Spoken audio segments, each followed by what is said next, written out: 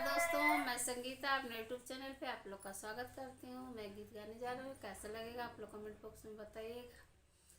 पड़ गई नी साउरिया घर लूटैया जिनिए ननदो, पड़ गई नी साउरिया घर लूटैया जिनिए ननदो, पड़ गई नी साउरिया में घर लूटैया जिनिए ननदो, पड़ गई नी साउरिया में घर लूटैया जिनिए ननदो।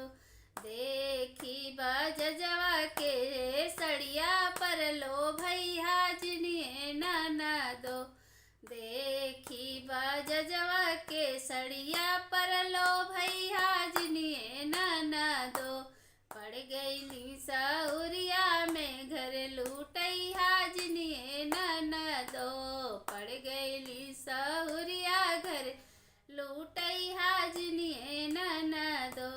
देखी सोनरवा हर पेलो भैया जिनिए ननदो, देखी सोनरवा हर पे लो भैया जिनिए ननदो, पड़ गई नी साउरिया घर लूटैया जिनिए ननदो, पड़ गई नी साउरिया घर लूटैया जिनिए ननदो। देखी सोनरवा के अंगूठी पर लो भैया जिनिए